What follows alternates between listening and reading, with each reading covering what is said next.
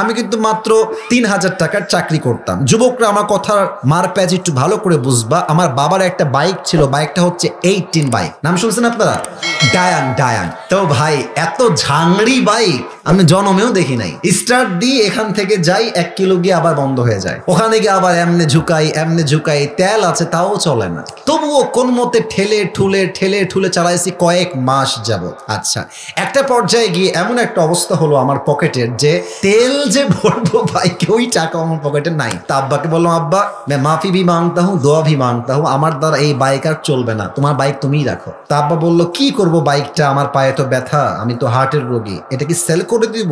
বললাম বিক্রি করে দাও, আমি এটা বিক্রি করে সাইকেল কিনবো, সাইকেলের চাইতে ভালো হবে আমার জন্য। তো যাই হোক, বাইকটা বিক্রি করব ভাব, মানে এটা এইভাবে কখনো আমি আগে কোনো মাহফিলে বলি নাই, এতটা ব্যাখ্যা দিয়ে বলি নাই, আজকে বলছি বাইকটা বিক্রি করে দিব অভাবের জন্য। বাট বিশ্বাস করেন সেই সময়টা প্রতিদিন তাহাজ্জুদ পড়তাম, প্রতিদিন আল্লাহকে বলতাম যে আল্লাহ তুমি আমাকে কবুল করো, আমার চেষ্টা কবুল করো। আর আমি দুইজনের ওয়াজ খুব বেশি শুনতাম, এক আজহারির ওয়াজ শুনতাম খুব বেশি, আর একজন আমি আল্লামা দেলোয়ার হোসেন সাঈদীর ওয়াজ খুব বেশি শুনতাম সেই সময়ের কথা। It has been 3 years or maybe 4 years back, 3 বা 4 বছর আগের কথা। তো হঠাৎ করে আমি একদিন জুমার খুতবা দিলাম। আমি আবারও বলছি, এই কথা কিন্তু আমি কখনো কোথাও আপনার শোনেন নাই, আমি আজকেই বলছি। তো জুমার খুতবা দিলাম, আমি প্রায় 1 বছর যাবত জুমার খুতবা দেই, ভিডিও আপলোড হয়, কিন্তু কখনো কোনো রেসপন্স আসে না। কেউ দেখে না ভিডিও, এই 10টা-20টা লাইক পড়ে, 2-1জন কমেন্ট করে, মাশাআল্লাহ, আমি তাতেই খুশি, আলহামদুলিল্লাহ, 2-1জন দেখলে আমার জন্য এনাফ বা আমার খুশি কারণ হয়ে যাবে। তো আমার মনে আছে হঠাৎ করে একটা ভিডিও আপলোড হলো আমাকে নিয়ে, মাশাআল্লাহ, ভিডিওর টপিক খুব ভালো ছিল, লাখ লাখ রিচ হয়ে গেল। একদিনেই মনে করেন যে 10-20 লাখ মানুষ দেখে ফেললো সেই ওয়াজটা। পরে মিডিয়ার থেকে আমাকে কল দেওয়া হলো যে আপনি জুমা পড়ান কোথায়, আমরা আপনার ভিডিও রেকর্ড করব। তো অনেক বড় একটা মিডিয়া আমাকে বললো যে আপনার ভিডিও একটা আপলোড দিব, আপনি ইনশাআল্লাহ অনেক দূর যাবেন, আপনার জন্য অনেক বেশি কাজ আসবে, আপনি কাজ করতে পারবেন আপনার দাওয়াতি ফিল্ডে। তো একটা মাহফিল করলাম, মাহফিলটা ছিল পাবনায়। মাহফিল ছিল কোথায়? পাবনায়। তো পাবনায় গেলাম, আমি হলাম 3 নাম্বার বক্তা, দ্বিতীয় বক্তা না, 3 নাম্বার। তো আমাকে যখন ওয়াজে দেওয়া হলো দ্বিতীয় বক্তা, খুবই রাগ, আমার টাইমটা তাকে কেন দেওয়া হচ্ছে, ওকে তো দিয়ে কাজ হবে না, ওকে নামান, একে দিয়ে কাজ হবে না। এটা 3 বছর আগের কথা, বেশি না, 3 বা 4 বছর আগের কথা। তো আমি ওয়াজ শুরু করলাম, কি বলবো, নিজের কথা বলছি না, বা এটা আল্লাহর রহমত বলতে পারেন। আমি আধা ঘন্টা ওয়াজ করেছি, প্রত্যেকটা যুবক, আমি নেমে গেছি, ওরা উঠে গেছে, মানে এই হুজুরকে আমরা ছাড়বো না।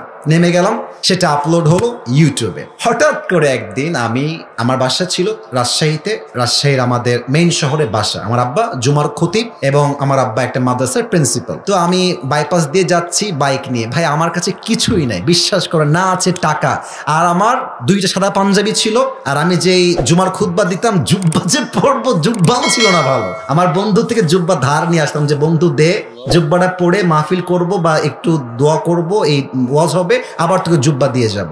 তো আমি এই অবস্থায় মাহফিলের জন্য বা রাস্তা দিয়ে হাঁটতেছি। তো হঠাৎ করে আমার কাছে একটা কল আসলো, বললো আপনি কি আবরারুল হক আসিফ বলছেন? এটা অনেক আগের কথা, আমার ক্যারিয়ার কিন্তু শুরু হয় না। বললাম জি ভাইয়া, আমি আবরারুল হক আসিফ বলছি। আপনি কে? তো বললো যে আমি অমুক জেলার থেকে বলছি, আপনার একটা মাহফিলের ডেট লাগবে। শুনে কলিজায় এত শান্তি লাগলো যে আলহামদুলিল্লাহ, আল্লাহ হয়তো আমার রাস্তা খুলতেছে, এই তো রাস্তা আমার খুলে যাচ্ছে। তা আমি একটু ভাব নিলাম, আমার কিন্তু ডেট মেট কিছুই নাই। বললাম ও আচ্ছা, ডেট নিবেন কবে, আমাকে তো দেখতে হবে ভাই। তো বলছে যে ভাই ডেটটা আমরা 2 মাস পরে নিব, যদি আপনি ডেট দেন তাহলে আমরা। ও তো ভাবছে মাশাআল্লাহ, মিলিয়ন ভিউ, এ তো অনেক বড় বক্তা হবে রে ভাই। তো আমি একটু ভাবতাম, আমি বললাম ঠিক আছে, আমি ডায়েরি দেখে আপনাকে বলছি। আমার ডায়েরিতে কোনো ডেটই নাই। তো যাই হোক, পরে সে বললো যে ভাই ডেট কি আছে, ডেট কি হবে? আমি নিজেই, আমার তো ডেট লাগবে রে ভাই। আমি কল দিয়ে বললাম ভাই হ্যাঁ অমুক তারিখের ডেট হতে পারে, আপনি কি ডেটটা নিবেন? তো বলছে অবশ্যই নিব। তো বলছে যে ভাই আপনার হাদিয়া কত? আমি তো জীবনে হাদিয়াই নিই না, হাদিয়া কত বলবো? এখন বলছি যে ভাইয়া হাদিয়া আসলে বলা যাবে না, আপনি বলেন যে আপনি আমাকে কত দিবেন। তো আমার বেতন কিন্তু ভাই মাত্র 3,000 টাকা, এবং 3,000 টাকা এত কম আমার জন্য, বাইকের তেল ভরতে আমার 3,000 টাকা শেষ হয়ে যায়, খাবো কি আর পরবো কি? তো আমার ভাই বলছে যে আপনি একটু বললে আমার জন্য খুব ভালো হয়। তো আমি বললাম যে আপনাদের গত বছরে কে আসছিল? বলছে আমাকে একজন বক্তা আসলো। কয় টাকা দিয়েছেন? বলছে 20,000 টাকা দিয়েছি। মনে বলছি 20,000 টাকা, আর ওকে বলছি ভাই এটা কোনো টাকা হইলো? আচ্ছা যাই হোক, অনেক কথাবার্তা বলে সে বললো ঠিক আছে, আপনাকে আমরা 25,000 টাকা দিব, গাড়ি ভাড়া সব কিছু মিলিয়ে, খাওয়া দাওয়া মিলিয়ে, থাকা সহ 25,000 টাকা আমি আপনাকে দিব। তো বললাম দিব বললেই তো হবে না ভাইজান, আপনাকে তাকে অ্যাডভান্স করতে হবে না, আমি প্রোগ্রামটা কনফার্ম মনে করব কেমন করে। তো বলছে ঠিক আছে ভাই, আপনি আপনার নাম্বারটা আমাকে দেন, আমি আপনাকে 5,000 টাকা অ্যাডভান্স করছি। আমি বললাম ইয়ার ইয়ে তো মেরি রাস্তা খুল গিয়া মাশাআল্লাহ। তো বলছে ঠিক আছে আমি আপনাকে দিচ্ছি, নাম্বারটা আমাকে পাঠান। তো নাম্বার দিলাম, 3 দিন কোনো খবর নাই। মনটা আবার খারাপ যে আল্লাহ ডেটটা কি তাহলে পাবোই না। তো 3 দিন পরে আবার আমার ভাই কল দিয়ে বলছে প্রিয় ভাই আপনাকে তো আমি টাকা দিব, বাট আমি টাকা তুলতে পারি নাই এলাকার থেকে, তাই টাকাটা দিতে পারি নাই। তো মাশাআল্লাহ সবাই আমাকে টাকা দিয়ে দিয়েছে, আপনার নাম্বারে আমি এখনই টাকা পাঠাচ্ছি। তা আমাকে ওই প্রথম মাহফিলের জন্য 5,000 টাকা অ্যাডভান্স দেওয়া হয় এবং 5,000 টাকায় আমি আমার আব্বা আম্মাকে দিয়ে দিয়েছি। যাও তোমরা নাও। বিশ্বাস করেন ওই যে আমার জার্নি শুরু হলো, আল্লাহু আকবার, কি বলবো। এখন এমন একটা দিন নাই যেই দিন শত শত কল আসে না, আসিফ হুজুরকে লাগবে আপনাদের কি, আমাকে বলে 3 লাখ নিবেন, 2 লাখ নিবেন, 1.5 লাখ নিবেন, কত খালি বলেন না আপনাকে আমরা চাই। আপনি বলবেন হুজুর আপনি এত লম্বা স্টোরি কেন বললেন? 1 ঈমান, 2 হচ্ছে তাকওয়া। এই 2টা থাকলে বান্দার সফলতাকে আটকায় রাখতে পারে না, ঠিক কিনা বলে? ওয়ারযুকুহু মিন হাইসু লা ইয়াহতাসিব, তোমার রিজিক আমি এমন জায়গার থেকে দিব তুমি কখনো কল্পনাই করতে পারবে না। আল্লাহু আকবার। এবার বলেন সবাই, আমরা সবাই আল্লাহর জান্নাত চাই কি চাই না? চাই। আচ্ছা যদি আল্লাহর জান্নাত একটা না পেয়ে 2টা পাই, খারাপ হবে না ভালো হবে? না এত আস্তে বললে ওয়াজ হবে না। ভালো হবে, ভালো হবে। আল্লাহ তাআলা কি বলছে দেখেন, 27 নম্বর পারা সূরাতুর রহমানে আল্লাহ তাআলা বলছেন ওয়ালিমান খাফা মাকাম রাব্বিহি জান্নাতান, আমার যেই বান্দা আমি আল্লাহর জন্য তাকওয়ার গুণ অর্জন করবে, আমি আল্লাহ রাব্বুল আলামিন তার জন্য কিয়ামতে 2টা জান্নাতের বাগান বানায় দিব। কোন সবাই সুবহানাল্লাহ। এই হচ্ছে তাকওয়া অর্জনের মোট 3টা লাভ, কোরআন থেকে বললাম। এবার আসুন তাকওয়া কাকে বলে। দেখেন একটা লোকও ওঠে না, একটা লোকও ডান বাম করে না, এটাই প্রমাণ যে রংপুরের মানুষ আসলেই কোরআনকে ভালোবাসে, রংপুরের ভাড়া। আচ্ছা আপনারা সবাই মাওলানা তারিক জামিলের নাম শুনেছেন? পাকিস্তানের একজন টপ ফেমাস স্কলার। উনি তো আমাদের মতো এত রং ঢং নাই, সাদা পাঞ্জাবি, সাদা পায়জামা, সাদা পাগড়ি, আর not a big deal, always এমনিই থাকে। আমি ওনার কথা একটু পরে বলবো, আগে আমার কথা বোঝেন। তাকওয়ার 2টা সংখ্যা বলবো, মুখস্থ করেন। এক হচ্ছে তাকওয়া মানে আপনি হালালকে অ্যাকসেপ্ট করবেন, হারামকে অ্যাভয়েড করবেন। আমাদের দেশে সরকারি চাকরি পেতে গেলে বলা হয় যে আমাকে চা খাওয়ার জন্য আর মিষ্টি খাওয়ার জন্য 10 লাখ দিলেই আপনার চাকরি হয়ে যাবে। এরকম বাটপার আছে না, আছে না, আছে না, আছে না? আমরা ডক্টর ইউনূস সাহেবকে বলতে চাই, আপনি থাকা অবস্থা আইন পাশ করেন, যেই অফিসার চাকরি নেওয়ার জন্য দেওয়ার জন্য ঘুষ চাইবে ওর জিহ্বাটা ছিঁড়ে ফেলতে হবে, রংপুরের ভাড়া আমার।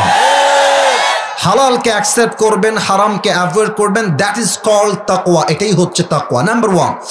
নাম্বার 2 হচ্ছে এখন বাজে মনে করেন, আচ্ছা কয়টা বাজে এখন? 11টা কত? 11:40। আচ্ছা রাত যখন 1টা বাজে আপনাদের রংপুরে কুয়াশা আছে না? আচ্ছা ভাই এখন আমার উপরে সামিয়ানা আছে, মনে করেন যে এটা অমাবস্যার রাত, পুরোটাই অন্ধকার আর কুয়াশা দিয়ে ভরা। আপনি আপনার রুমের মধ্যে বসে আছেন, রুমের গেটটাও লক, জানালাও লক, লাইটটাও বন্ধ। আপনি আপনার অ্যান্ড্রয়েড ফোন বের করে পর্নোগ্রাফি দেখছেন, হিন্দি ভিডিও দেখছেন, হিন্দি সং শুনছেন, হিন্দি সিনেমা দেখছেন।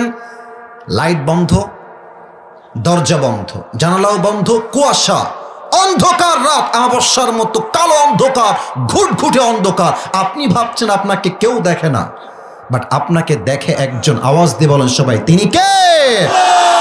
যাদের হৃদয়ে আছে আল্লাহর ভয়, তারা কভু পথ ভুলে যায় না। আল্লাহর প্রেম ছাড়া এই দুনিয়ায় কারো কাছে কোনো কিছু চায় না, ঠিক কিনা বলে? রাতের আধারে যারা সেজদাতে রয়, 2 চোখের অশ্রুতে নদী যেন বয়। ছলনার হাত ছানি যতই আসুক, ছলনার হাত ছানি যতই আসুক, পেছনে ফিরেও সে তাকায় না। যাদের হৃদয়ে আছে আল্লাহর ভয়, তারা কভু পথ ভুলে যায় না। আল্লাহর প্রেম ছাড়া এই দুনিয়ায় কারো কাছে কোনো কিছু চায় না। ঠিক কিনা বলেন? আমি যখন অন্ধকারের ভেতরে জুলুম করছি, অন্যায় করছি, গুনাহ করছি, পর্নোগ্রাফি দেখছি, হারাম প্রেম করছি, আমার দরজা বন্ধ, আমার ঘরের জানালাও বন্ধ, লাইটটাও আমি অফ করে দিয়েছি। এই অন্ধকার রাতে আমাকে কেউ না দেখলেও দেখবে একজন, আওয়াজ দিয়ে বলেন সবাই, তিনি কে? এবার আমি এই তাকওয়ার সংখ্যার একটা লাইভ এক্সাম্পল দিব। লাইভ এক্সাম্পল মানে হচ্ছে দুনিয়ায় এখনই ঘটেছে, জাস্ট কিছুদিন আগের কথা। মাওলানা তারিক জামিলের একটা লেকচার, আমি সেই দিন মোবাইল ফোনটা বের করে, যেহেতু আমি অনেক বিষয় নিয়ে আলোচনা করি, তো মাঝে মাঝে সার্চ করি যে কোন আলেম কোন বিষয়ে কি বলেছেন, ওগুলো শুনে শুনে মাঝে মাঝে কালেক্ট করা ট্রাই করে, যেটা আমার জন্য উপকারী হয়। তো আমি ইউটিউবে গিয়ে লিখলাম যে lecture of Tariq Jamil about তাকওয়া। মাওলানা তারিক জামিল তাকওয়া নিয়ে কি বলেন, আমি এটা সার্চ করলাম ইউটিউবে, তোমরাও সার্চ করতে পারো বাসায় গিয়ে। এটা কনস্ট্রাকটিভ তার একটা লেকচার আমার সামনে আসলো। উনি তাকওয়া কাকে বলে বোঝাবার জন্য একটা সুন্দর ঘটনা বললেন। আমার তো মনে হয় বলা যাবে না এটা আজকে, নাকি ভাইয়েরা আমার? বলা যাবে কি যাবে না?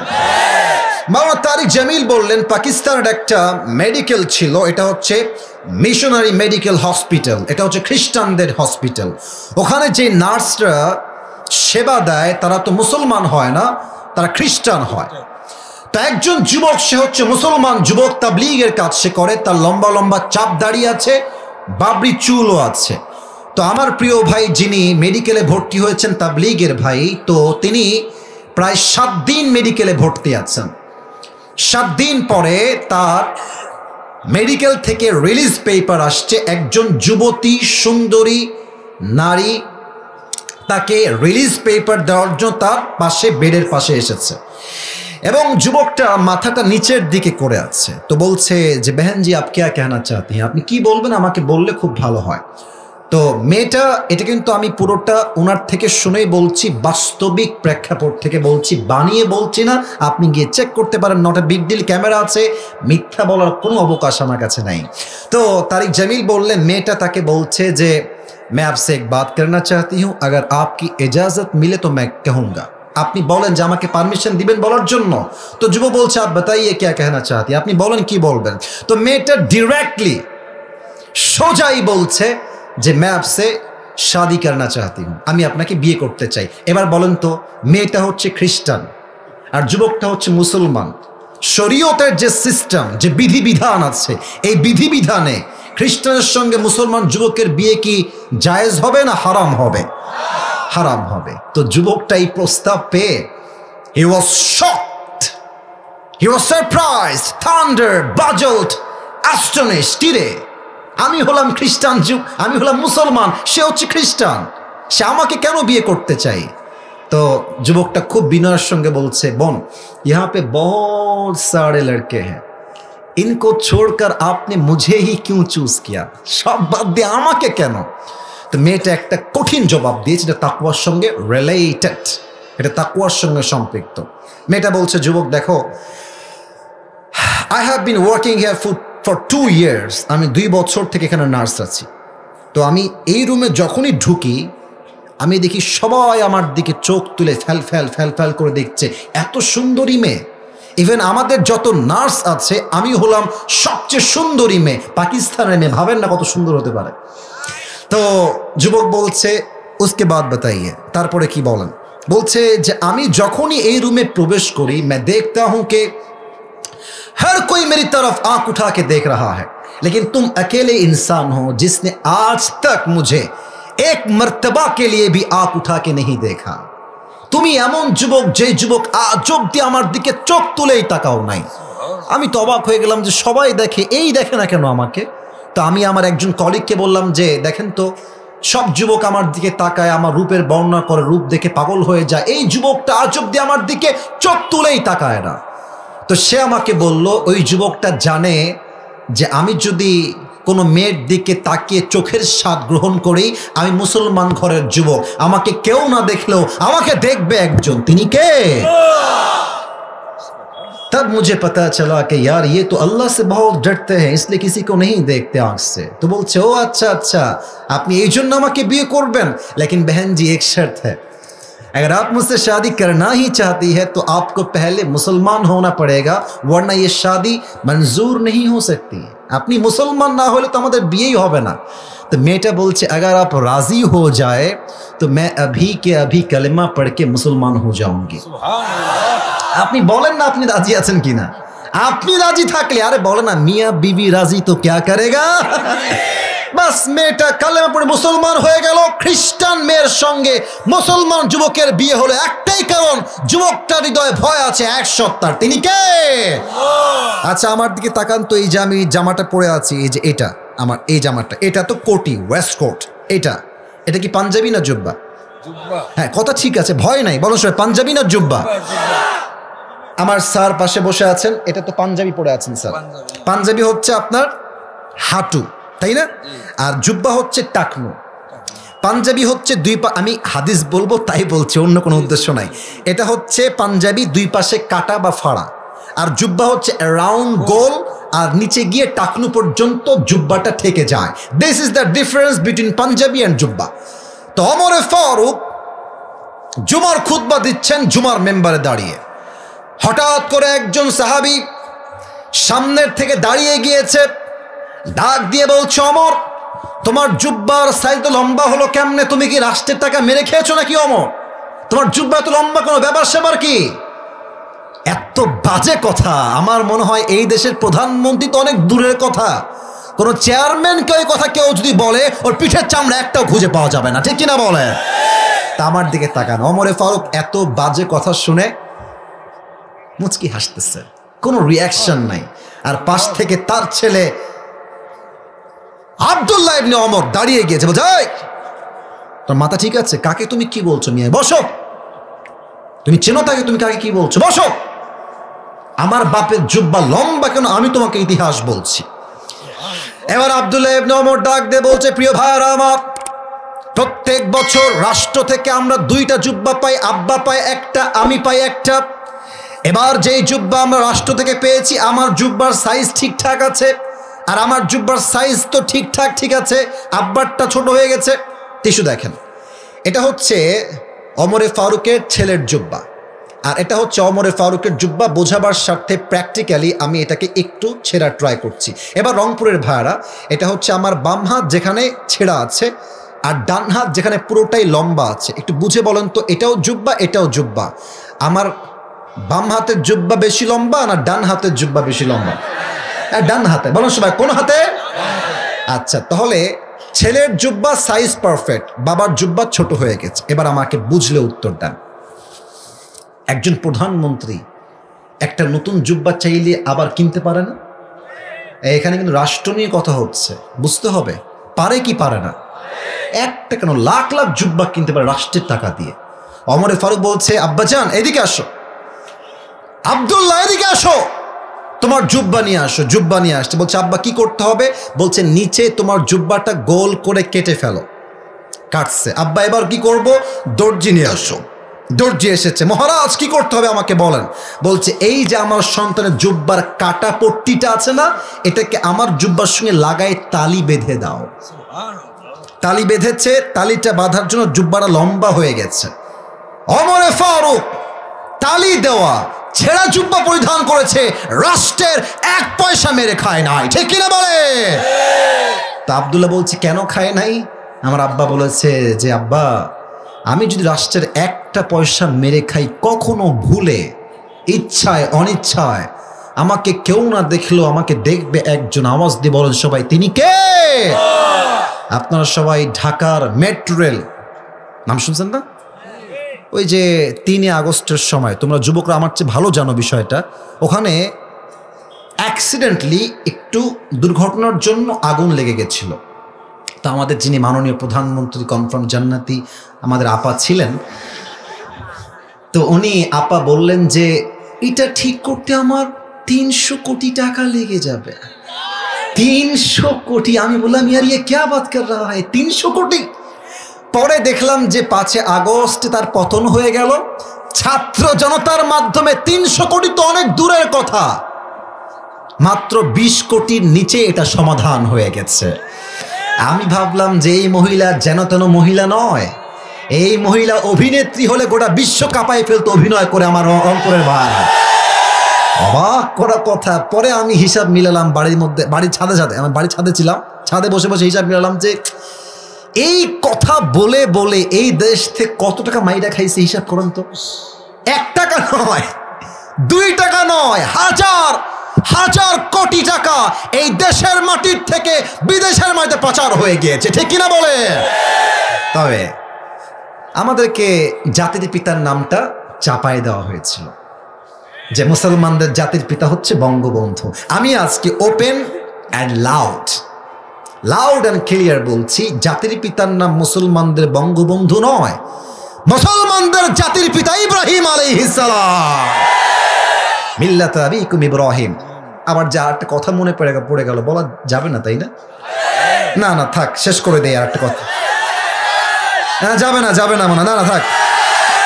তাহলে একটা ব্রেক চাই। আপনার যদি 12টা পর্যন্ত বসেই গেছেন, আর 10টা মিনিট কথা বলবো, তবে একটা ব্রেক হচ্ছে এরকম, আমি সবাইকে একটা ওয়াদা করাবো, সবাই 2টা হাত তোলেন, 2টা হাত সবাই তোলেন, সবাই তাকবীর দেওয়া লাগবে না, আগে আমার কথা বোঝেন। সবাই একটা কাশি দেন, আমাকে বলেন সবাই হুজুর। আরে यार জোর সে বলো, বলেন সবাই হুজুর। যেহেতু আজ আমরা 1 ঘন্টা ওয়াজ শুনেই ফেলেছি, আমরা রংপুরের সন্তান। এটা কোনো রংপুরের সন্তানদের আওয়াজ হইল? বলেন সবাই আমরা রংপুরের সন্তান।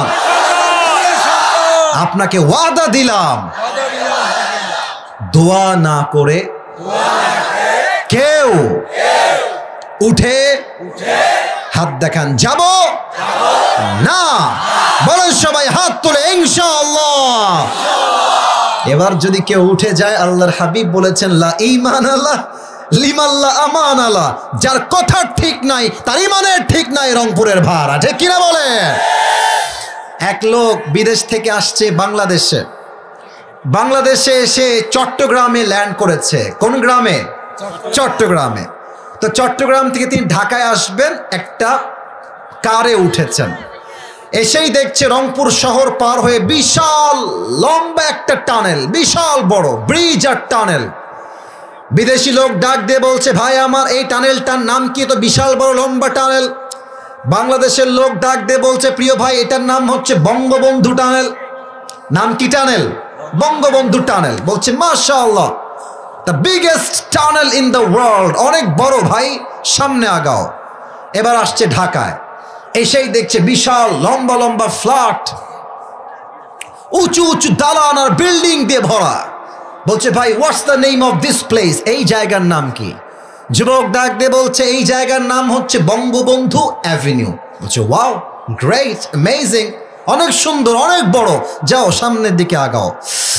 এবার আসছে এক বিশাল লম্বা খাম্বার সামনে, বিশাল লম্বা খাম্বা, গোল অ্যারাউন্ডে, চতুর্পাশে লাইট আর লাইট, লাইট আর লাইট, পুরো জায়গাটায় অন্ধকার, তবে আলোকিত হয়ে গেছে লাইটের আলোকচ্ছটায়। বলছে what's the name of this place, এই জায়গার নাম কি? তো বলছে এই জায়গার নাম হচ্ছে বঙ্গবন্ধু স্টেডিয়াম। বলছে স্টেডিয়াম, হোয়াটস হ্যাপেনিং হিয়ার, এখানে কি হচ্ছে? বলছে এখানে একটা টুর্নামেন্ট হচ্ছে, football tournament, and the name of the tournament is Bangabandhu gold tournament. বলছে তাই নাকি, ফুটবল খেলা? Wow, let's go and watch it and enjoy together, চলো আমরা যাই, দেখি এবং এনজয় করি। ঢুকে গেছে মাঠের ভেতরে। এবার বলেন তো রংপুরের ভাইরা, খেলার মাঝে একটা হার জিত আছে না নাই? এক দল হারলে এক দল জিতে, আর এক দল জিতলে আর এক দল হারে। তো সেই দিন বিদেশি লোকের কপাল খারাপ, সে বলছে আমি নিব বঙ্গবন্ধুর দল, আমি সেই দলই করব। তো সেই দিন আনফর্চুনেটলি, দুর্ভাগ্যক্রমে বঙ্গবন্ধুর দল হেরে গেছে। এখন যেই দল হেরে যায়, অডিয়েন্স দর্শক খেপে গিয়ে কেউ মারে জুতা, কেউ মারে ইট, কেউ মারে পাটকেল। এখন কপাল খারাপ বুড়া লোকের, বিদেশ থেকে আসছে, কয়েকটা ছেলে মিলে মারছে বঙ্গবন্ধুর দলে ইট, একটা ইট ওর মাথায় লাগছে, এক ইটের ঘায়ে চিৎপটাং হয়ে অজ্ঞান হয়ে পড়ে গেছে। কোন মতো সবাই ধরে মেডিকেল নিয়ে গেছে। মেডিকেলে 24 ঘন্টা কোনো হুঁশ নয়। 24 ঘন্টা পর বিদেশি লোকটা চোখ খুলেছে, বলছে ওয়্যার আই এম, আমি কোথায়? পাশ থেকে বলছে আপনি আছেন বঙ্গবন্ধু হসপিটালে।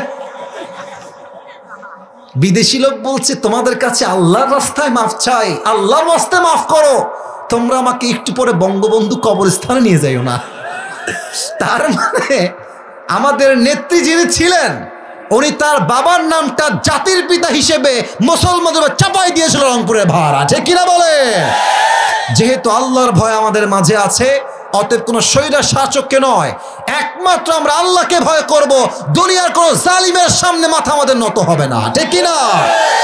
এ হচ্ছে 1 নম্বর আয়াতের ব্যাখ্যা, 1 নম্বর মেসেজের ব্যাখ্যা। 3 নম্বরটা তো নয়, 2 নম্বরটা বলে আমাকে শেষ করতে হবে। আর হ্যাঁ, আমরা বলি না যে শেষ ভালো যার সব ভালো তার। আমাকে অল্প সময় দেন, আর 5 মিনিটে আমি দোয়া করব।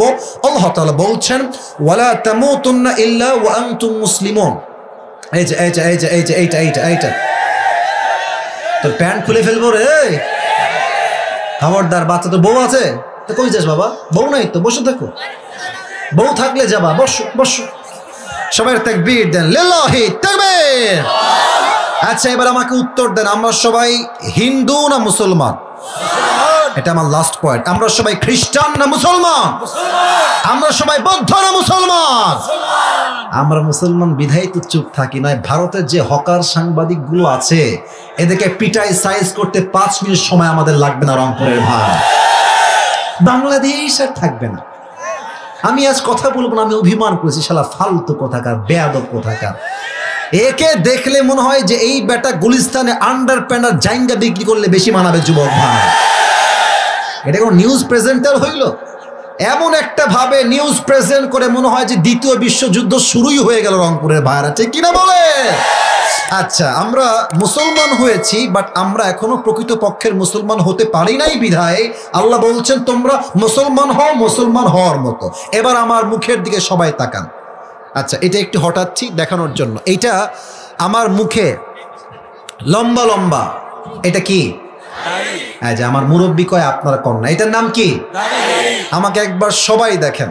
আমি বলতে চাই একটা প্রশ্ন, আমাকে দাড়ি রেখে কি আনস্মার্ট লাগতেছে? এত আসতে বলবেন, আনস্মার্ট লাগতেছে? খ্যাত লাগতেছে?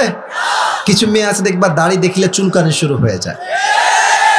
বলে যে একটা ছেলে আসছে, দিনদার, 5 ওয়াক্ত নামাজি, দাঁড়িয়ে আছে, দিনদার ছেলে, বলছে বিয়ে করবা একে? গাঞ্জাখোর নিয়ে আসছে, একটা গাঞ্জাখোর, ডানে চুল নাই, বামে নাই, মাঝখানে লম্বা লম্বা সজরের মতো বিশাল বড় বড় চুল। বলছে সে কি করে? বলে সে একজন প্রফেশনাল টিকটকার। বলছে হ্যাঁ হ্যাঁ, এটাই আমার লাগবে।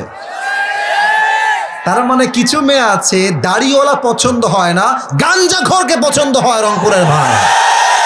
আমাদের কথাই স্পষ্ট, আমরা প্রকৃত পক্ষের মুসলমান হতে চাই।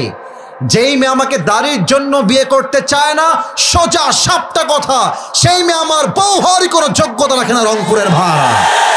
আর যেই মেয়ে আমাকে দাড়ির জন্য বিয়ে করবে, সেই মেয়ে তো আমার বউ হওয়ার যোগ্যতা রাখে, ঠিক কিনা বলে? এবার বলেন তো, আমার নবীর মুখে লম্বা লম্বা দাড়ি ছিল কি ছিল না?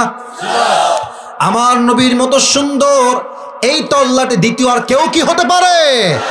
চাঁদের চেয়ে সুন্দর তুমি, নবী আমার কামলি হিওয়ালা, দো জাহানের বাদশাহ তুমি, প্যারা নবী সাল্লাল্লাহু আলা, দো জাহানের বাদশাহ তুমি, প্যারা নবী সাল্লাল্লাহু আলা, চাঁদের চেয়ে সুন্দর তুমি, নবী আমার কামলি হিওয়ালা। সুবহানাল্লাহ সবাই।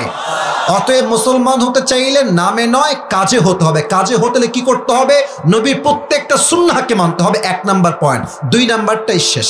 এটা বলে আমরা দোয়ার দিকে যাব। কেউ মনোযোগ ডান বাম করবেন না। আচ্ছা, প্রশ্ন করতে চাই সবাইকে, এটাই আমার শেষ পয়েন্ট। বুঝে উত্তর দিবেন, ভুল দিবেন অনেকে, 90 ভাগেরও বেশি ভুল উত্তর হতে পারে এবার। তাই আগেই সতর্ক করছি, ভুলে না বুঝে উত্তর দেন। বলেন তো কবরের প্রশ্ন হবে কয়টা? 4টা। বলেন সবাই কয়টা? এটা আমি বলছি আয়াতের সঙ্গে রিলেটেড। আচ্ছা, আমার হাতে একটা কাগজ আছে। আপনাদের রংপুরের সবচেয়ে বড় কলেজের নাম কি? সবচেয়ে বড় কলেজ? আচ্ছা, মনে করেন যে কালকে আমার সেই কলেজে একটা এক্সাম আছে সকালবেলা। তো আমি বই নিয়েছি, এক্সামে যাব পরীক্ষা দেওয়ার জন্য। আমি জাস্ট বোঝাবার স্বার্থে, ইটস নট রিয়েল, বোঝাবার স্বার্থে আমি একটা গাইডলাইন নিলাম বা একটা বই নিলাম। কালকে আমার পরীক্ষা আছে, আমি পড়ছি। প্রশ্ন আছে বাংলাদেশের রাজধানীর নাম কি? লেখা আছে উত্তরে ঢাকা। আবার দ্বিতীয় প্রশ্ন আছে বাংলাদেশের সবচেয়ে বড় সামুদ্রিক সৈকত কোথায়? সবচেয়ে বড় সমুদ্রের সৈকত। উত্তর আছে কক্সবাজার। উত্তর কি? আমি এটা ব্রেন দিয়ে মুখস্থ করলাম, ব্রেন দিয়ে। আগামীকাল রংপুরে কলেজে আমি গেলাম, স্যার আমাকে বললেন, এই নেন আসিফ হুজুর, এটা হচ্ছে আপনার প্রশ্নপত্র, এটা নেন। আমি প্রশ্নপত্র নিলাম, নিয়েই দেখলাম যে ওখানে প্রশ্ন করা আছে। প্রথম প্রশ্ন আসছে ক, বাংলাদেশের রাজধানীর নাম কি? আমি ওই যে ব্রেন দিয়ে পড়েছিলাম ঢাকা। বাংলাদেশের সবচেয়ে বড় সমুদ্র সৈকতের নাম কি? আমি বারবার একটা শব্দ বলছি, বুঝবেন, ব্রেইন ব্রেইন ব্রেইন ব্রেইন। আমি ব্রেইন দিয়ে পড়েছিলাম সমুদ্র সৈকত হচ্ছে কক্সবাজার, বড়, লিখে দিলাম কক্সবাজার। কেউ যদি ভাবেন যে আমি প্রকৃতপক্ষের মুসলমান হব না, জাস্ট মুখস্থ করব, মার রব্বুক আল্লাহ, মান নবিয়ুক মুহাম্মাদুর রাসূলুল্লাহ সাল্লাল্লাহু আলাইহি ওয়াসাল্লাম, ওয়া মা দীনুক, তোমার ধর্ম কি? ইসলাম। ব্রেন দিয়ে যদি ভাবেন কবরে উত্তর দিবেন, ইউ আর 100% রং। আপনি ভুল ভাবছেন। কবরের প্রশ্ন এখান থেকে না, এখান থেকে। এটা কখন আসবে? এই উত্তরটা কখন আসবে? কখন আসবে বুঝবেন, দুইটা বিষয় লাগবে। ঈমান থাকলেই হবে না, ঈমানও রাখতে হবে, আমলও করতে হবে। মনে করেন আমার ঈমান যে নবীর সুন্নাহ হচ্ছে দাড়ি রাখা, এটা আমার ঈমান। আমি মানবো কেমনে? পুরো দুনিয়া যাবে আমার খেলাফে, আমার একটা কথা, আমার বিয়ে হলে হবে, না হলে নাই। নবীর সুন্নাহে আমি খুঁট ঠাকাবো না, কেচিও ঠাকাবো না। আচ্ছা, আমার নবীর সুন্নাহ হচ্ছে আল্লাহর জন্য আল্লাহর রাস্তায় আন্দোলন করতে হবে। কে আমাকে জঙ্গি বলল, কে আমাকে শিবির বলল, কে আমাকে জামাত বলল, তোয়াক্কা করার সামান্য সময় আমার কাছে নাই। আল্লাহর জমিনে আল্লাহর রাস্তায় করব, প্রয়োজন জীবন দিব, তাজা রক্ত দিব। তোমার আমার এই মোকাবেলাকে কেউ রুখে দেওয়ার সাধ্য রাখে না, ঠিক কিনা বলে? প্রকৃতপক্ষের মুসলমান হতে হলে ঈমানটাও রাখতে হবে, আমলটাও রাখতে হবে। আল্লাহ তাআলা আমাদের সবাইকে ঈমান এবং আমল নিয়ে মুসলমান হয়ে কবরে যাওয়ার তৌফিক দান করুক। আমরা সবাই পড়ি আমিন।